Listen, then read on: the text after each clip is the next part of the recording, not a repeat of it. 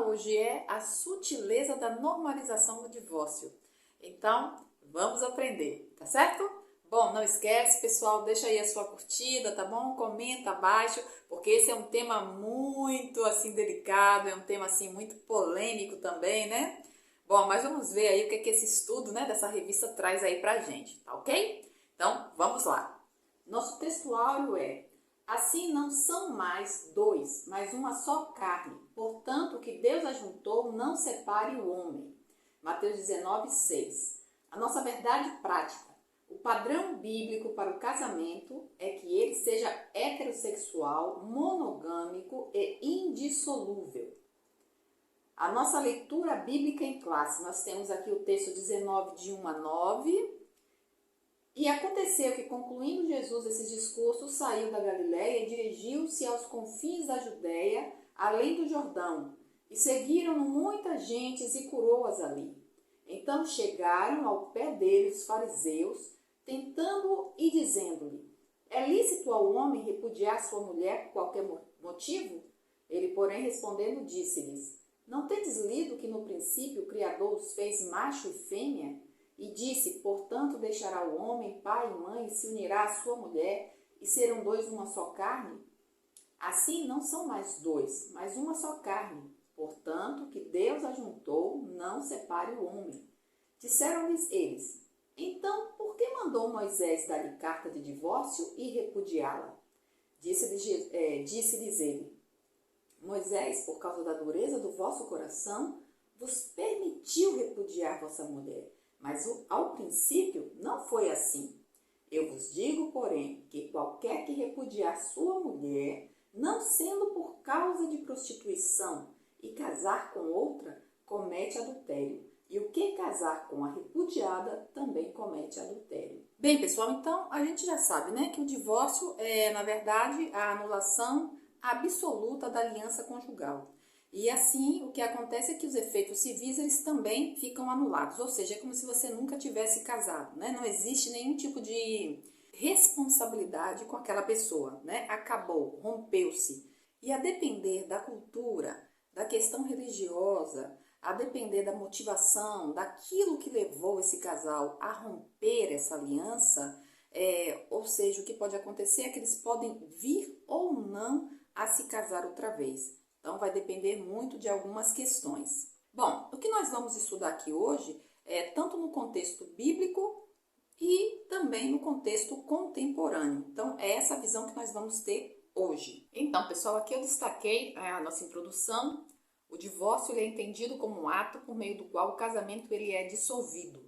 Nesse aspecto, o divórcio é a dissolução absoluta da aliança conjugal, tendo como resultado a anulação dos seus efeitos civis, dependendo da cultura, dos pressupostos religiosos praticados e da motivação que levou à ruptura desse casamento. A prática do divórcio pode permitir os cônjuges contrair um novo casamento ou não. A lição de hoje, então, isso vai depender muito, né, de cada caso. E aí, devido justamente a esse tempo, né, esse momento ao qual nós vivemos, a questão da banalização do divórcio, a questão da normalização, de ser comum, de ser aceitável, né? Isso que a gente vê nos dias de hoje. Então, o que ocorre é que a gente vai fazer o nosso estudo baseado, tomando como pressuposto, como premissa, a palavra do Senhor. O que diz a Bíblia? E lembrando, né, que esse tema, querendo ou não querendo, é um tema muito polêmico, muito delicado. Vão ter pessoas, né, que vão estar de um lado ou de outro, mas o importante é saber o que a palavra de Deus diz. Não é a minha opinião que conta, mas é o que a palavra do Senhor diz, ok? E aí, pessoal, a gente vai para a nossa palavra-chave, divórcio.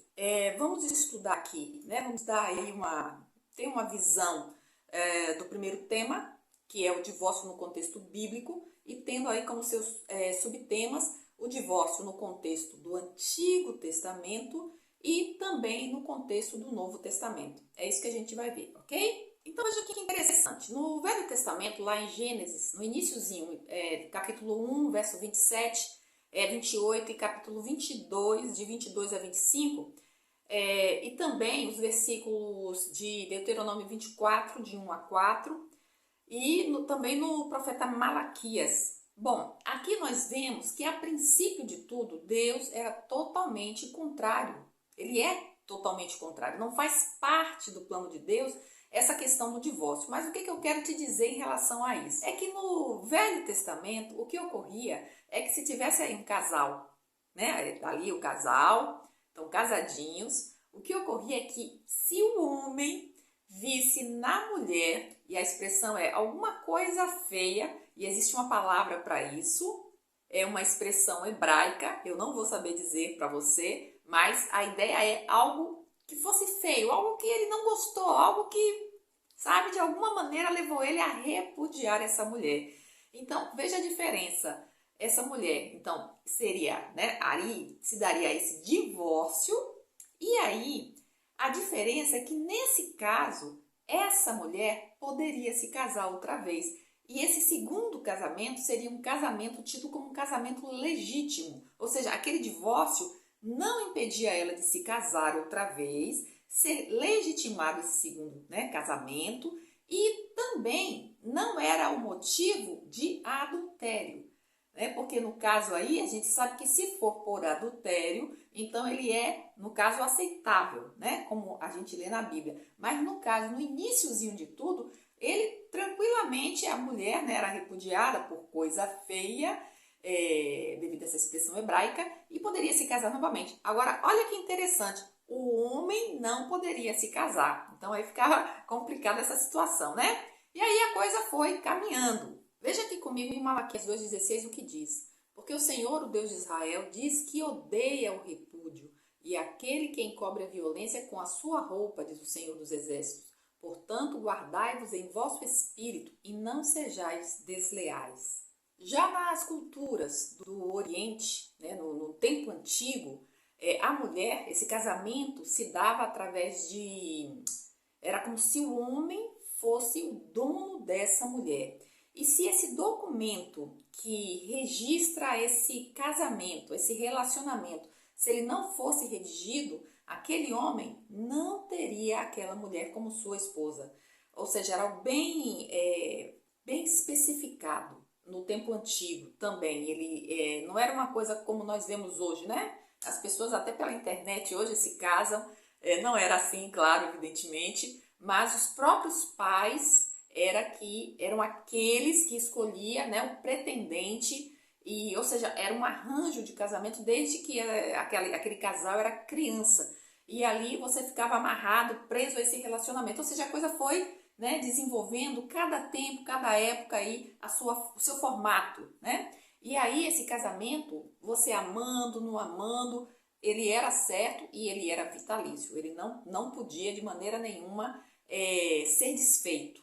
No Império Romano do primeiro século, o que acontecia relacionado ao casamento era que eles estavam casados enquanto houvesse interesse, enquanto houvesse afeto. Agora é interessante também saber que se houvesse, por exemplo, uma infidelidade, então aquele casal, né, poderia sofrer as penas, inclusive, de uma morte, né, poderia levar à morte. Agora, se aquele casal está casado e não tem mais, né, nenhum interesse em estar juntos, eles poderiam tranquilamente requerer o divórcio, cada um ia viver sua vida, casar de novo, não teria problema. A questão toda seria o permanecer juntos e aí, no caso, ocorrer um adultério, porque certamente alguém morreria aí nessa história.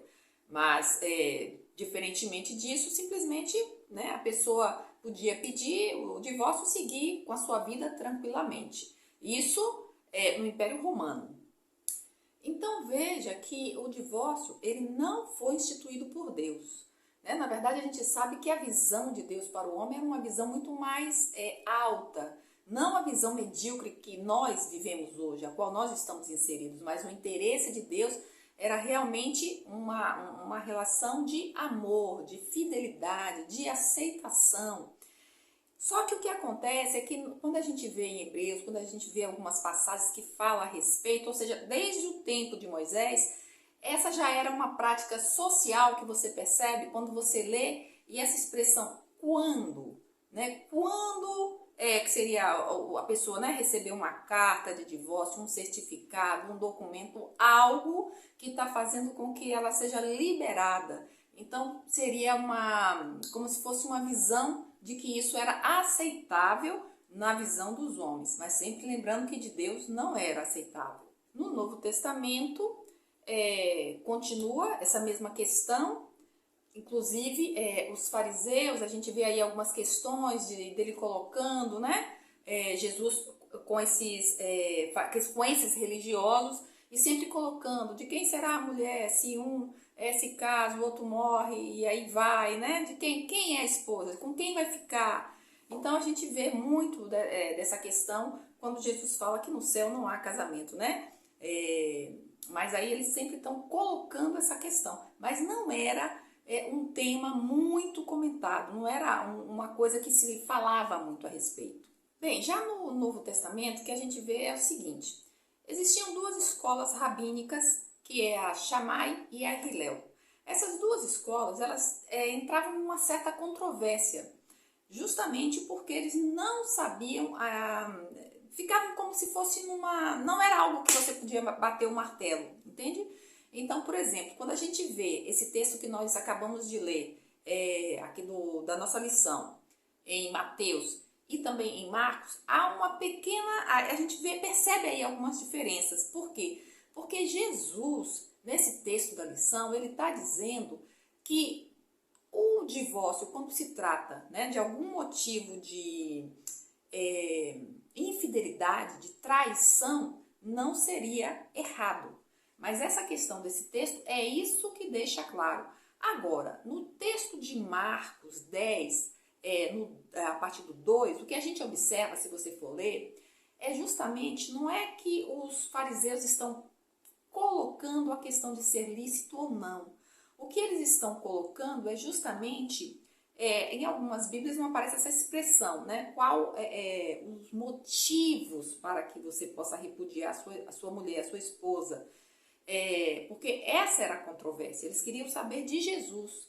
Quais eram os motivos? Seria por qualquer motivo ou teria um motivo específico? Então é isso que eles estão questionando ali com Jesus.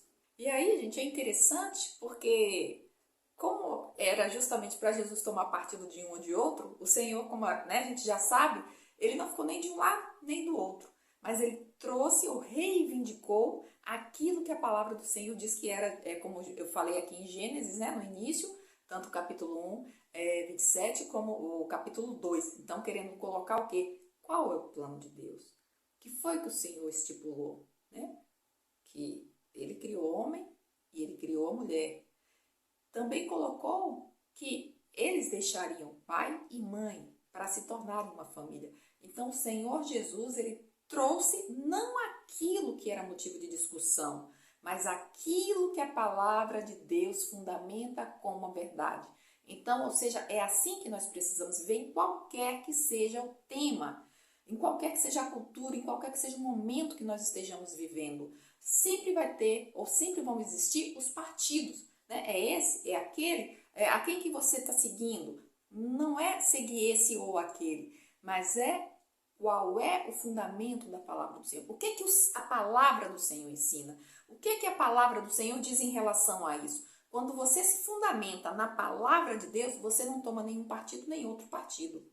Você vai estar do lado da verdade. E é assim que a gente tem que caminhar.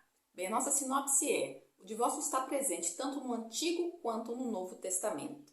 E aí a gente segue para a segunda questão. Lembrando, pessoal, que as nossas dinâmicas, você vai encontrar aí 3 dinâmicas para você aplicar, tá? Ou você usa todas, ou você utiliza aquela que você achar que é mais interessante para a forma que você vai abordar aí essa lição, tá? Porque seria um tempo muito longo. Então, aí você vê o que é mais interessante para a sua realidade, tá bom? Bem, a nossa segunda temática é a sutileza da normalização do divórcio, o divórcio no seu aspecto legal e o divórcio no seu aspecto moral. Bem, em relação ao aspecto legal, o que ocorre é que na nossa Constituição, ou seja, a legislação brasileira, a partir de 1988, o O que ocorre é que antes era muito mais rígido, mas a partir desse período, ou seja, nessas décadas, né, que vem seguindo, a gente encontra aí uma certa liberação, uma certa facilidade, ou seja, a pessoa, dentro da Constituição brasileira, ela pode se divorciar quantas vezes ela quiser e tornar a casar-se, né? Então é uma coisa assim que hoje é muito menos rígido, né? Ou seja, há uma liberdade aí em relação à questão do divórcio e a questão do novo casamento, né? São mais de, ou seja, uma trajetória de mais de 20 anos, ou seja, cada período em que passou por uma transformação essa questão da lei do divórcio. Então a gente tem aí a lei do divórcio, o divórcio direto, o divórcio extrajudicial, ou seja, são mais de 20 anos e a cada período esse divórcio ele vem, né, sofrendo alterações. Para você que não sabe, como era, né, a vida antes do divórcio, ou seja, a lei do divórcio ocorreu em 1977, mas antes disso, não sei se você está lembrado, ocorria o desquite. E o que era esse desquite? Né? O casal não queria mais estar casado, então eles se desquitavam. Ou seja, o vínculo acabava, mas a questão ou seja, você não podia se casar outra vez. Ou seja, não cumpria com os deveres, não precisava mais cumprir com os deveres matrimoniais, vocês separavam todos os bens, né? Fazia tudo direitinho como tinha que fazer, mas você estava como ligado àquela pessoa. Se você quisesse casar outra vez, você não podia casar, né? Você estava ali com aquela pessoa, mas havia separação. Então, antes de 77, era assim que acontecia. E aí, então, a gente agora vai para o divórcio no seu aspecto moral. Essa questão, né, pessoal, do aspecto moral, a gente já sabe que hoje, nos dias de hoje, né, aquele casal que não é cristão não pensa duas vezes, né?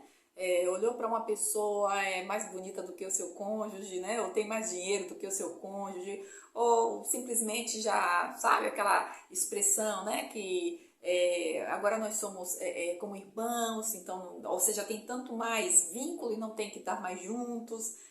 Ou seja, são tantas coisinhas, né? Que as pessoas que não tem, não vou dizer cristão, né? Mas a pessoa que não tem assim aquela visão de Deus, da vontade de Deus em suas vidas, dos planos de Deus. Ou seja, são pessoas que fazem o que querem, não quer mais estar junto, então não pensa duas vezes. Ou seja, eles não lutam, né, o tanto quanto deveria. Ou seja, eles não estão muito preocupados com isso. Né? Então, claro, a depender dos princípios de cada casal, existe aí um esforço maior. E aí eu não vou colocar se essa pessoa é cristã, se não é cristã, porque vai depender muito dos seus princípios, de como vem Deus, de como qualificam Deus em suas vidas, o que eles pensam em relação, às vezes até próprias experiências, né, dos seus pais que viveram ali, até o resto da vida, né? E a gente hoje sempre fala, né, olha, merecia aí um troféu, né? A gente às vezes brinca com isso. E essa é a verdade, porque às vezes não quer dizer que vocês aí estão juntos e estão felizes, maravilhados. Acabaram se acostumando nesse relacionamento, já não vê mais tanta ênfase, tanto interesse nisso. Agora, o importante e interessante é que eles estão ali fazendo aquilo que Deus, né, pede para ser feito, obedecendo. E com certeza o sofrimento é muito menor, por mais difícil que seja, do que aquele casal que se separa, né? Porque verdadeiramente é uma dor muito grande. Então, nenhum nem outro, né? Do aspecto daquilo que se diz respeito de como se vê Deus, não deveria entrar nessa questão do divórcio. Inclusive, para esse tema, eu indico a você a dinâmica que eu fiz aqui no canal, que eu vou deixar aí também como sugestão de dinâmica, que é justamente quando se fala da dor, do sofrimento de um casal que acaba, né, não aguentando mais, né, e tendo que se separar, e tendo que, né, cada um seguir a sua vida, mas sempre vai haver consequências negativas. Agora, a gente tem que entender também, a gente não pode ser muito superficial, a gente não pode enxergar e pensar de um ponto de vista que, sabe, a pessoa casou mal e por esse motivo tem que viver e morrer até o fim da vida, porque vai depender muito de caso a caso.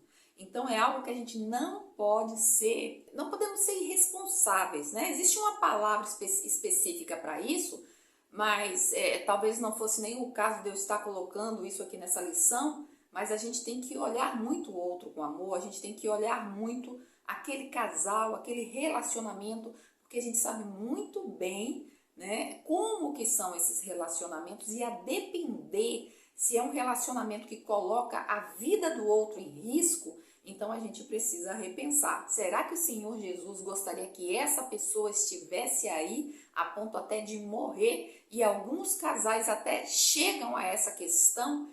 Então, às vezes a gente não coloca isso numa lição, porque o que a gente está dizendo aqui não é plano de Deus. Como não era plano de Deus que Adão e Eva pecassem. Não era plano de Deus. Então a gente sabe que o plano de Deus é perfeito para a vida do ser humano, mas infelizmente nós acabamos pecando, nós acabamos errando e acabamos levando ou sendo, tendo as consequências, né, desse nosso pecado.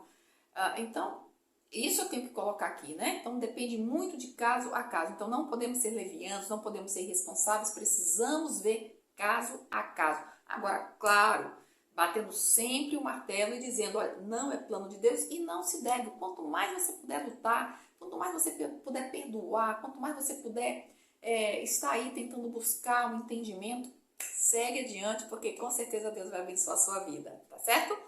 E aí, pessoal, a nossa sinopse é que o divórcio ele se dá na esfera legal e ao mesmo tempo também na esfera moral, né? Isso aí a gente já sabe. E aí a gente vai para o nosso terceiro e último tópico, que é o divórcio e a prática pastoral. O primeiro a gente tem aqui a pessoa do divorciado e a gente tem o divorciado como cristão. Veja bem, pessoal, esse último subtópico aqui, a pessoa do divorciado, eu achei interessante como o autor colocou, porque ele colocou aqui essa expressão, não há divórcio sem dor, sem trauma, sem feridas, sem vítimas. É impossível rasgar o que o marido e mulher se tornaram, uma só carne. É impossível, né, isso acontecer sem muito sofrimento. Que é justamente, eu acho que seria interessante essa dinâmica, que é a dinâmica que você tem aí com as folhas de papel. Se você dá uma olhadinha aí, eu acho que tem tudo a ver com essa questão aqui. Por quê? Porque esse tema, pessoa do divorciado, é justamente aqui o que se coloca, né? A questão dos sentimentos. E ele coloca sentimento de rejeição, de medo, de abandono, né? Então, quem já passou por essa questão do divórcio, eu espero que não tenha tanta gente aqui, né, assistindo e pensando, olha, eu bem sei o que é o divórcio. Eu espero que não. Mas os sentimentos, para quem não sabe, é justamente esse. Se por algum motivo você sabe que sentimentos são esses, então você, olha, põe aí 10 vezes mais, porque essa questão dos sentimentos, quando uma pessoa vivencia esse divórcio, é algo assim, é aterrador, é algo que, sabe, quando você coloca, né, psicologicamente falando, se tivesse que ter uma ordem, né, o que gera de estresse, então o fato de você ter aí uma lista de coisas, né, que geram estresse, como seria no caso da traição, da morte, do divórcio, então ele praticamente está como assim no topo, né? Então são coisas assim que é algo que Deus ele abomina, é o divórcio, né? E aí é algo que gera, além dessa questão que eu falei, né, da depressão, da tristeza, do sentimento de abandono, tem o preconceito, tem o estigma, né? Você é uma pessoa divorciado, divorciada, não existe mais tanto aquele abraço, não existe tanto. Você leva aquela coisa assim do fracasso, né? Então você tem que, como diz aqui o autor, né, buscar um tipo de ajuda pastoral, psicológica. Diante de Deus você tem que se erguer, você tem que entender que Deus ele perdoa você, que Ele está com você, né? Que você não vai ser rejeitado, empurrado ou não aceito por Deus porque por algum motivo você, né, precisou, teve, aconteceu né, de você passar por uma situação dessas. Então, não se sinta estigmatizado, não se sinta inferiorizado, né? Sinta-se abraçado pela graça, pelo amor de Deus, porque muitas vezes a visão do outro, a visão na igreja é essa visão de diminuição, né? De pouco valor. Mas eu quero te dizer que essa não é a visão de Deus, embora seja algo que o Senhor abomina, não é algo que Deus ele coloca você de lado. Não, você ainda pode crescer, você ainda pode avançar, Deus ainda pode abençoar a sua vida, você ainda pode ser usado por Deus mesmo nessa condição. Então não desista, fique firme e se coloque nessa posição de filho de Deus.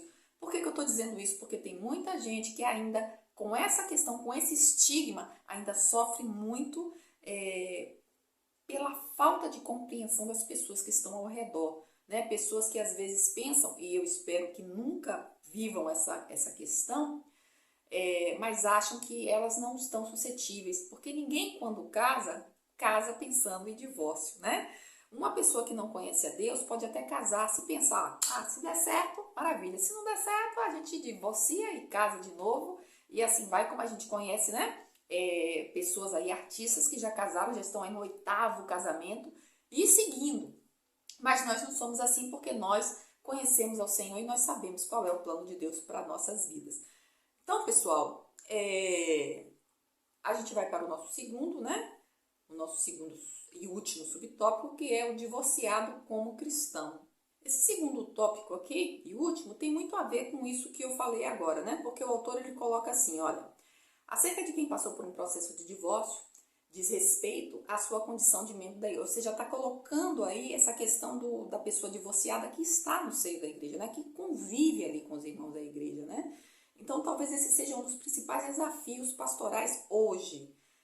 Os pastores eles são desafiados dia a dia a tratar com essa questão. Os casos de divórcio eles se multiplicam e as razões que motivam nem sempre são as razões que são lícitas, aquelas que são abraçadas, né, que tem a ver com a questão do adultério, né, da traição, do abandono. Então, não tem a ver com aquilo que o Senhor ele coloca na palavra. Cada situação ela deve ser analisada com cuidado, de forma que o divorciado não deixe de ser visto como alguém amado por Deus, que é o que eu acabei de falar. Contudo, que esse amor não sirva de justificativa para anular a justiça de Deus, que exige uma vida que se orienta por sua palavra. Aqui, né, palavras do autor da revista. E eu achei interessante aqui uma estatística, que são dados de 2017, que o número de divórcio entre os cristãos se igualou ao número de divórcio entre não cristãos, segundo o Barna Group, instituto de pesquisa que se dedica a estudar o ambiente cristão. Então, para a gente ver como, né, aquela questão aí que é o nosso tema, né, que é a sutileza da banalização. Né, aqui no caso, né, a gente já viu outras, né, nas lições anteriores, mas nessa aqui a gente está vendo essa questão da banalização do divórcio, né? Então, é algo para a gente ficar assim bem antenado e pedir a graça, a misericórdia de Deus, né? Não esqueça a nossa sinopse. É preciso cuidar das pessoas divorciadas, dando-lhes auxílios espiritual e psicológico. E a nossa conclusão na atualidade, é uma tendência entre os cristãos de enxergarem o divórcio com normalidade. Essa é uma postura perigosa, arriscada e até mesmo pecaminosa. Isso porque as escrituras contêm princípios e preceitos que moldam os relacionamentos humanos. O casamento é uma instituição divina que reflete o ideal de Deus. E como sugestão de dinâmicas, eu coloquei aqui essa dinâmica que eu falei que tem a ver com a folha de papel, né? Que é a ver com a ruptura. Então, você dá uma olhadinha aí, que é a dinâmica top para casais. Bem, eu vou deixar aqui em cima, tá? Você dá uma olhadinha aí e também ao final do vídeo. Tem também uma dinâmica nova que eu achei muito interessante que você pode fazer aí, caso você, né, pense nela como algo interessante, que é a dinâmica por um fio. Por que por um fio?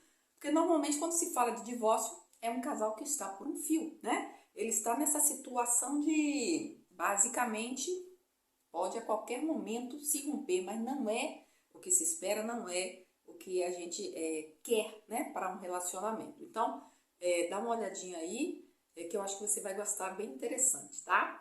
E a outra é como resolver conflitos, que poderia ser aí uma né? É algo aí que tá, como resolver os conflitos. E veja que essa dinâmica não é uma dinâmica para casais, mas eu pensei nela, por quê? Porque ela tem a ver com relacionamentos de conflitos. Todo relacionamento tem conflito, né?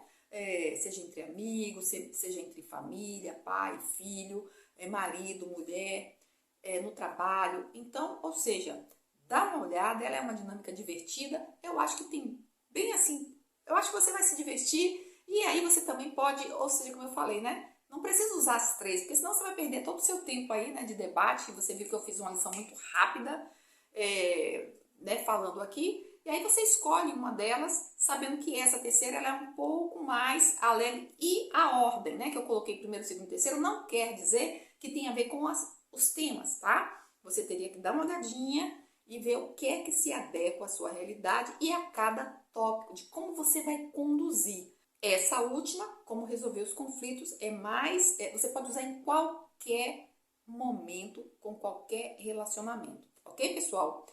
Então é isso, pessoal. Eu espero que você tenha gostado. Eu quero agradecer a você que tem deixado seus comentários, deixado sua curtida. Amo ler os comentários. No momento certo respondo a todos, tá bom? Muito obrigada. Utiliza aí as dinâmicas que eu deixei para você. Eu tenho certeza que será bênção, tá bom? Um grande abraço, fica com Deus e até a próxima. Bye, bye.